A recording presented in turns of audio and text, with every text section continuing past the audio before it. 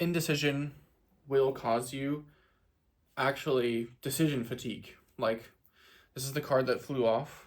I promise I was just pulling.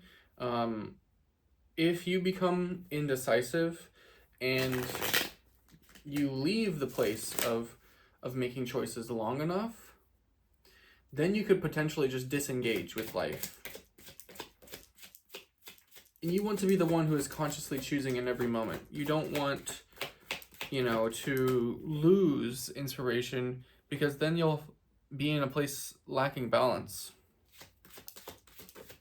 When you don't make choices for yourself, then the past dictates what your life is. And oftentimes that can be negative if you're not really a warrior with how you want to be emotionally guided. 85% of you are not subscribed. If you like the video, consider subscribing. I also have my link in bio, which has readings, Substack.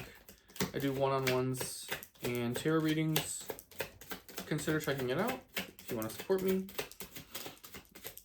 I love connecting with people, and I would love to be there for you. Really. Not just trying to get some coin. So following the Queen of Cups, we have a really interesting combination. Nine of Swords. Sorry, I'm trying to get my thumbnail. Nine of Swords, Nine of Pentacles, and the Lovers.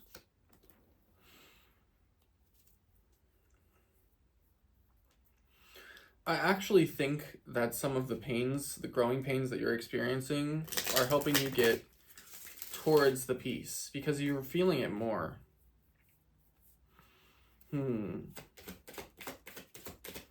You could be having more nightmares recently. I had one yesterday. It wasn't like a bad one. It was just kind of a strange dream. The Moon and the Eight of Pentacles again. But the Nine of Pentacles, of course, is movement towards peace. Tranquility. But I really think it has to do with sovereignty and being diligent in what you choose, which will get you in alignment. Like, no matter what, the Lovers is happening here. But the Moon, the Eight of Pentacles, and the Five of Pentacles, I think it's really just saying, like, if you continue to say to yourself, and you don't choose to go the other way of it, if you continue to say to yourself that you don't know what to do and you don't know what to build, well, you're going to be a brokey your whole life, and you're going to be stuck in the 9 to 5.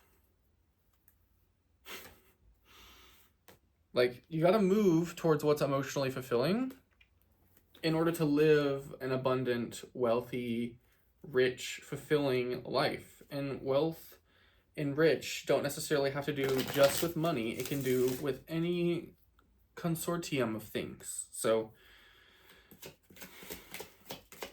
you must move diligently towards play, the Nine of Cups flipping out. You must move towards what is emotionally fulfilling. And the world will open up. Like, just get a little bit more playful. Like, the world is your oyster.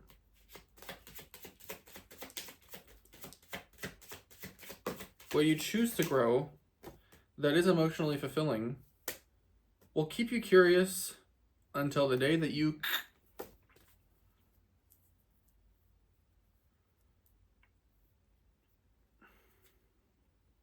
But really, I think the Four of Swords here is saying that there's a new chapter on the way for you. I'm looking at the window in this imagery above the two individuals mourning the person, and the butterflies, which is a sign for me.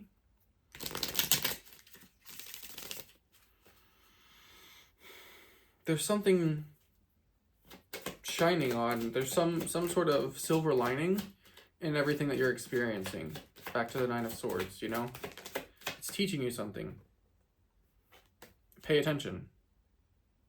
Because if you continue to lie, you'll find yourself off the path.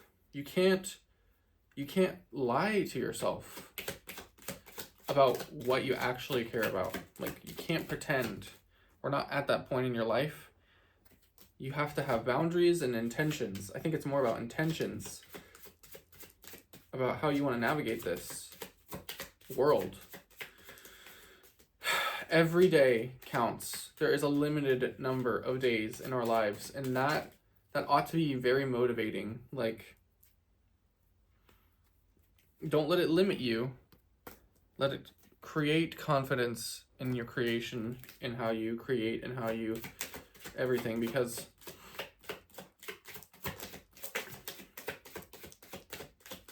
only you can show up in your life.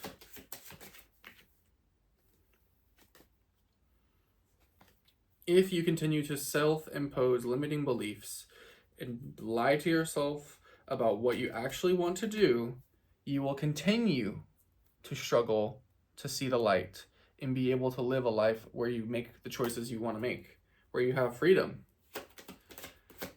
Like, use what's happened to learn.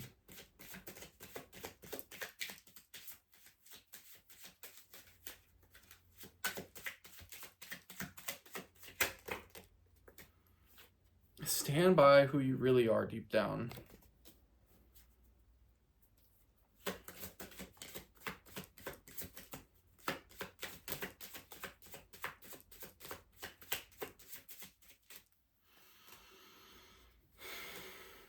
So that way you can move towards emotional fulfillment.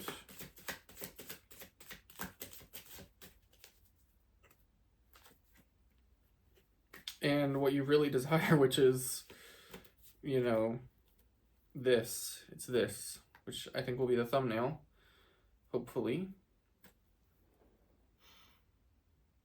Building with others, making choices on your own terms, curiosity, notoriety, popularity, and confident security over your lifespan. Like, but you must look head first at this pain, at the limitations, at where you're lying to yourself on intentions, and where you're not on your journey, what is not a part of your journey, so that the world can open up to you. Like, you have to do them in tandem. They're not separate. It's not like a 1, 2, 3, 4. Like, things start to kind of open up within doing the other thing. This is the final difficulty of your life.